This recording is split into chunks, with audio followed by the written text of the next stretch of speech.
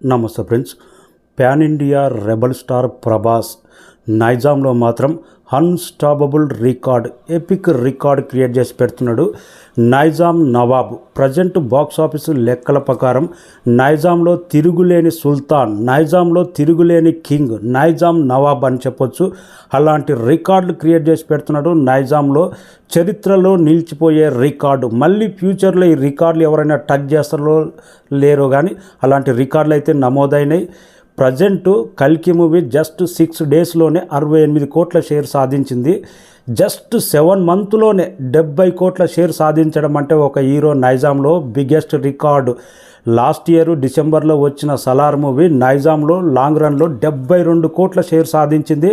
ఆ రికార్డును just 7 month with in గ్యాప్లోనే ఆ రికార్డు బ్రేక్ చేసి తిరుగులేని ఆధిపత్యం, నైజాంలో బాక్స్ ఆఫీస్ కింగ్ తనే, నైజాంలో నవాబ్ ఎపిక్ రికార్డ్ క్రియేట్ చేసి పెడుతున్నాడు. నైజాం నిజంగా తిరుగులేని మార్కెట్ క్రియేట్ అయింది నైజాంలో. అయితే ప్రభాస్కు కొందరు హీరోలకు కొన్ని చోట్ల తిరుగులేని మార్కెట్ ఉంటుంది.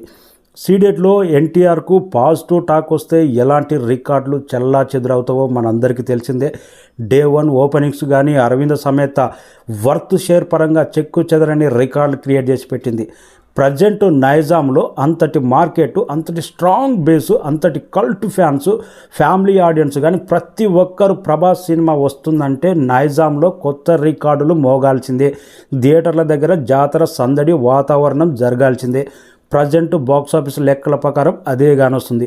ఫస్ట్ నైజాంలో 60 కోట్లకు పైగా షేర్ సాధించిన మూవీ ప్రభాస్ నటించిన బాహుబలి 2 65 కోట్ల షేర్ సాధించింది.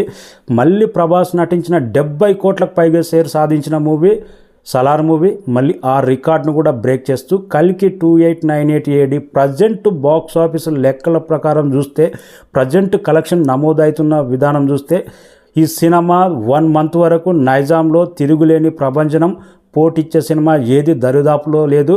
100% 90 నుంచి 100 కోట్ల షేర్ కొట్టే దమ్ము ప్రజెంట్ కల్కి మూవీకి ఉంది. 100 కోట్ల షేర్ సాధిస్తే నైజాంలో ఎపిక్ రికార్డు. డిసెంబర్లో వచ్చిన సలార్ 70 కోట్లు, జస్ట్ 7 మంత్ గ్యాప్లోనే 100 కోట్ల షేర్ అంటే ఇది కదా నైజాం నవాబ్ అనేది. అంత ఆషామాషి కాదు. నైజాం నవాబ్ అని పిలవాలంటే బాక్స్ ఆఫీస్ లెక్కలు, ఆడ బాక్స్ ఆఫీస్ కలెక్షన్స్ నమోదు అవ్వాలి. ప్రజెంట్ 100% అలాంటి బిరుదు కానీ అలాంటి పదం కానీ ప్రభాస్కు సూటబుల్. అలాంటి నైజాం తర్వాత అదర్ స్టేట్లో హిందీ మార్కెట్లో ఇంత స్ట్రాంగ్ మార్కెట్ క్రియేట్ అవుతుందని ఎవ్వరు ఎక్స్పెక్ట్ చేయలే. బాహుబలి ఏదో క్రేజ్తో వచ్చింది, రాజమౌళి డైరెక్షన్ అనుకున్నారు. కానీ దాని తర్వాత వచ్చిన సాహో కానీ, ఆదిపురుషు కానీ, సాలార్ కానీ, లేటెస్ట్గా కల్కి ప్రభంజనం కానీ నైజాంతో పోటీపడి హిందీ మార్కెట్లో కూడా అలా క్రియేట్ అవుతుంది. అంత స్ట్రాంగ్ బిల్డ్ అవుతుందంటే తిరుగులేని ఆధిపత్యం హిందీ మార్కెట్లో కూడా ఉండబోతుంది.